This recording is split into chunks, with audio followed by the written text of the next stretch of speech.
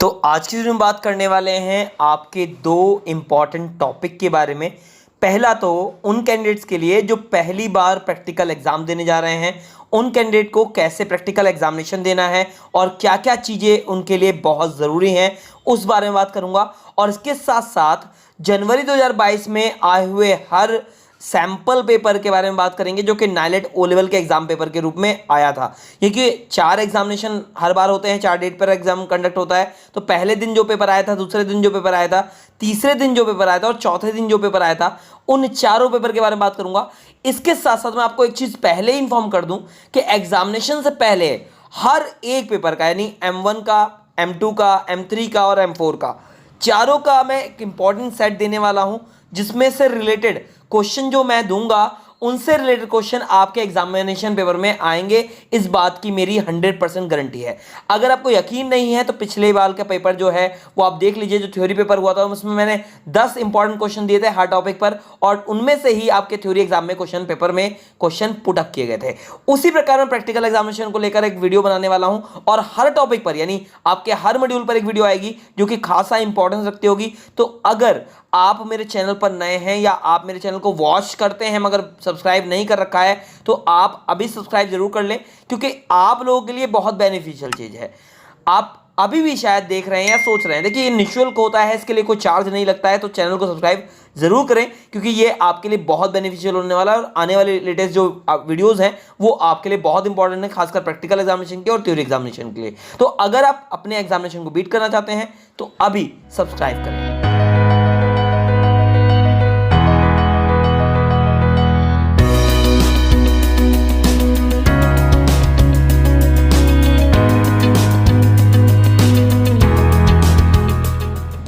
Hi friends, Ashwini Awasthi, watching my YouTube channel Ashwini Awasthi. जैसे कि मैंने आपको बताया कि आज मैं बहुत सारे टॉपिक्स को क्लैरिफाई करने वाला हूं इस वीडियो के अंतर्गत। तो पहला जो टॉपिक आता है वो आता है नए कैंडिडेट्स के लिए कि आखिर उनको क्या बात का ध्यान रखना है अपने एग्जामिनेशन पेपर को देते समय। तो जो चीजें ध्यान रखने वाली बात है वो सबसे पहले आप समझ लीजिए कि जब आप एग्जामिनेशन पेपर के लिए जाते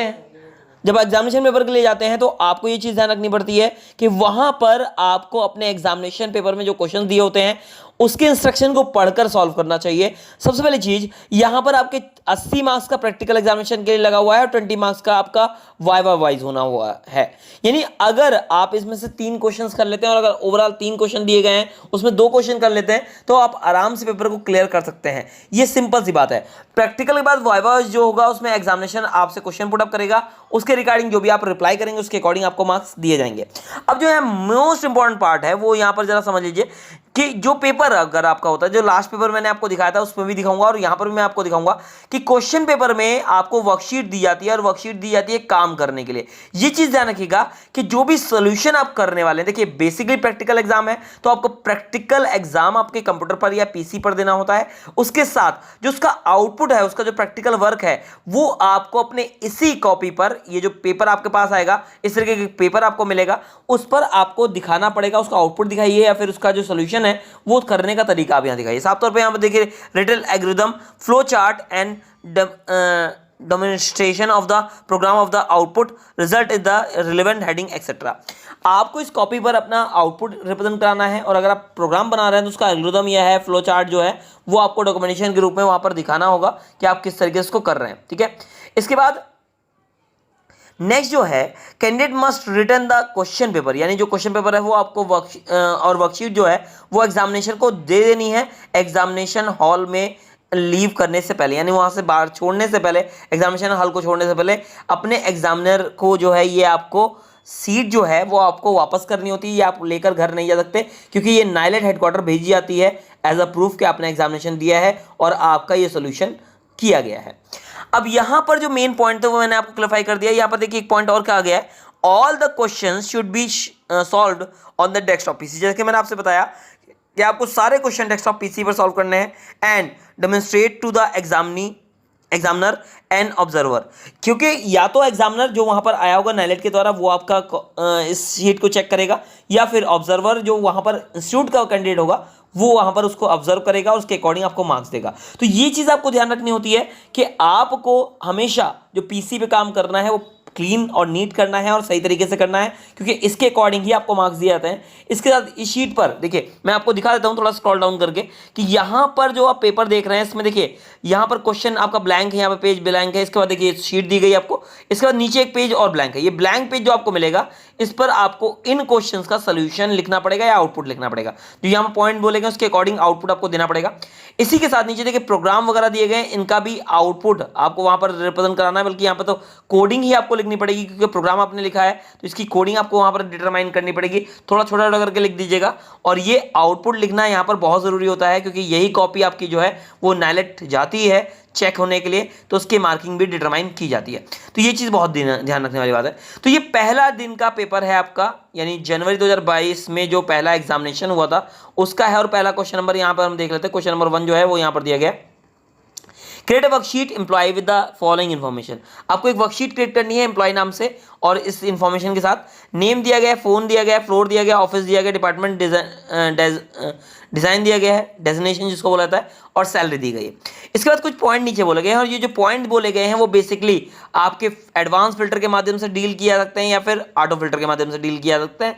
मेरी राय ये कहती है कि आप इनको एडवांस फिल्टर के माध्यम से डील करिए, क्योंकि ये आउटपुट जो है आपको अलग अलग अपनी वर्कशीट पर ही दिखाना पड़ेगा। बी पॉइंट डालेंगे उसका नीचे उसका सोल्यूशन दिखाना पड़ेगा, सी पॉइंट डालेंगे उसके नीचे उसका सोल्यूशन। और ये एडवांस फिल्टर के माध्यम से हो सकता है, ऑटो फिल्टर के माध्यम से नहीं हो सकता, क्योंकि आप जानते हैं कि ऑटो फिल्टर जो है यहीं पे एक ड्रॉप डाउन बटन लगाकर डेटा को फिल्टर करके इसी कंडीशन पे देता है, जबकि एडवांस फिल्टर उसको अनदर लोकेशन पर फिल्टर करने की खासियत रखता है या खूबी रखता है। तो ये चीज जाने की एडवांस फिल्टर के माध्यम से आपको सारे फिल्टरेशन करने बहुत ईजी पॉइंट दिया गया है। और जो क्वेश्चन की मार्किंग यहाँ पर दी गई है, अगर हम बात करें यहाँ पर जो मार्किंग है इसकी मेरे ख्याल से 25 मार्क्स की होगी। यहाँ पर जो क्वेश्चन दिया गया है 1, उसमें आपके 25 मार्क्स का क्वेश्चन होगा, तो 25 मार्क्स का है। इसके अलावा और में भी एक टेबल यहाँ पर दी गई है जो कि सैलरी टेबल है, और ये भी बहुत इजी बनाई गई है। एम्प्लॉय है, बेसिक सैलरी दे रखी है, डीए निकालना है, चार्ज निकालना है, ग्रॉस पे, इंश्योरेंस कटेगा, पीएफ कटेगा और नेट सैलरी बचेगी। इसके बाद अमाउंट निकालना है और यहाँ पर हाईएस्ट एम्प्लॉय सैलरी, तो हाईएस्ट एम्प्लॉय सैलरी कितनी होगी इसमें आप मैक्स फंक्शन लगाकर निकाल देंगे। लोएस्ट बोला है तो मिन फंक्शन निकाल देंगे। और टोटल इंश्योरेंस कलेक्टेड, जो इंश्योरेंस कलेक्शन हुआ है, यानी यहाँ पर इक्वल टू सम लगेगा और इस रेंज को सेलेक्ट करके आप निकाल देंगे। तो ये सिंपल सा फंडा है, ये भी बहुत ईजी दिया गया है यहाँ पर और आप आराम से कैलकुलेशन कर सकते हैं। इसके बाद नीचे जो प्रोग्राम दिया गया है वो दिया गया है आपका वेब का, जो कि यहाँ पर डिटरमाइन कर रहा है किस चीज को, create a web page divide in the web page into the 6 frames. तो ये फ्रेम की कोडिंग यहाँ पर करनी आपको है और इसमें 6 फ्रेम आपको बनाने हैं। In one frame create a 5 links that will display different HTML forms. जो कि आपको एक जो पहला पेज है या पहला फ्रेम है उसके अंदर आपको 5 लिंक लगाने हैं जो अलग अलग HTML फॉर्म को रिप्रेजेंट कराएंगे, जो कि अलग अलग फ्रेमिंग डिटरमाइन करेंगे। Form the remaining 5 frames repeatedly, और वहां पर आपको 5 रिमेन फ्रेम्स को जोड़ देना है। ठीक है, ये यहाँ पर इसका मेन कार्य है। और इसके बाद नेक्स्ट जो बोला गया है, CSS के द्वारा उन्होंने यहाँ पर एक फॉर्म बनाने के लिए बात कही है, क्योंकि CSS create to job application form. और फॉर्म का जो कार्य है ये मैं आपको अभी भी बता रहा हूँ कि वेब पेज में फॉर्म बहुत इंपॉर्टेंट रखता है। और ऐसे क्वेश्चन जो हैं वो बेसिकली मैं आपको डिटरमाइन करूंगा। मैंने बोला अभी स्टार्टिंग में वीडियो में बोल चुका हूं कि आपके हर मॉड्यूल की एक वीडियो आनेगी जिसमें मैं सारे इंपॉर्टेंट टॉपिक को डिस्कस करूंगा कि इस टाइप का क्वेश्चन आपके पेपर में आ सकता है, बल्कि आएगा, और आप देखेंगे वो चीज़ वहां पर आपको डिटरमाइन होगी। तो यहाँ पर आपको फॉर्म क्रिएट करना है जिसमें आपको first name, middle name, last name, gender, address and phone number. इसके अलावा एजुकेशनल में 10th की डिटेल, 12th की डिटेल और ग्रेजुएशन एंड अदर की डिटेल, और एक्सपीरियंस इन मंथ में आपको डिटरमाइन करना होगा। इसके अलावा नीचे सी लैंग्वेज का दिया गया है। आपको सी से मतलब नहीं है क्योंकि आप R5 के हैं, तो सबको पाइथन से रिलेटेड होगा, तो यहाँ पर पाइथन से रिलेटेड काम आपको करना होगा। Write a Python function that takes a string as parameter and return a string with the every sensitive representative character replaced by the parameter में बिकम पेज मेकर। ठीक है, तो यहाँ पर आपको क्या करना है, देखिए मैं सिंपल से क्वेश्चन को समझा देता हूँ कि एक प्रोग्राम आपको, एक फंक्शन आपको डिटरमाइन करना है पाइथन के अंदर, जो स्ट्रिंग पैरामीटर और एक स्ट्रिंग को एज अ पैरामीटर ले और रिटर्न करे किसको, string with the every sensitive representative character replaced by the end. और जितने भी आपके जो रिपीटेड करेक्टर हैं वो एंड सिंबल के साथ रिप्लेस हो जाए। एग्जांपल के तौर में पैरामीटर में बिकम पैरा एंड @met कर। ठीक है, यहाँ पर जो आपका पैरामीटर है उसमें ए जो करेक्टर है वो देखिए बार बार रिप्लेस हो रहा है, बार बार बढ़ रहा है, तो वहाँ पर उसने उसको डिटरमाइन किया है। ठीक है, यहाँ पर PA आया है और इसमें डबल देखिए पैरामीटर में जो है ए डबल हो गया है इसलिए ए को रिप्लेस किया, उसके बाद एम ई डबल हो गया है इसलिए बाद वाले ई को रिप्लेस कर दिया है। ठीक है, तो ये पैरामीटर में यहाँ पर चेंज होकर रहेगा। इसके बाद यहाँ पर आर्डिनो का प्रोग्राम क्या दिया गया है, write a program to interface LCD with the Arduino board and display the a कोविड-19 pandemic always wear a mask. तो ये जो है वो आपको एलसीडी पर लिखना पड़ेगा, एलसीडी का कोडिंग करनी पड़ेगी, जो कि मैं अपने कैंडिडेट्स को पढ़ा चुका हूँ। और ये एक इंपॉर्टेंट टॉपिक रहता है बेसिकली, अगर देखा जाए तो हायर इंपॉर्टेंट टॉपिक है, मतलब बहुत रेयर केस में रिप्रेजेंट होता है, मगर यहाँ पर पेपर में नजर आ रहा है तो इंपॉर्टेंट रखी जाएगी इसकी भी। और आईओटी का भी मैं पेपर दूंगा बहुत सारे, क्योंकि कमेंट मेरे पास आ रहे हैं, तो आईओटी का भी इंपॉर्टेंस का मॉड्यूल बहुत जल्दी आने वाला है और उसके लिए वेट थोड़ा सा करना पड़ेगा आप लोगों को, क्योंकि आईओटी का जो पेपर होगा लास्ट में होगा, सो दैट्स वाई उसके लिए थोड़ा सा आपको वेट करना पड़ेगा। तो अगर आपका एग्जामिनेशन है, प्रैक्टिकल एग्जाम है, तो जरूर चैनल को सब्सक्राइब कर लें, ये आपके लिए इंपॉर्टेंट होगा। तो ये जो एरिया देखिए यहाँ पर फिर दिया गया है और ये आपके प्रोग्राम की कोडिंग के लिए है और यहाँ पर आप अपने प्रोग्राम की कोडिंग डिटरमाइन करेंगे।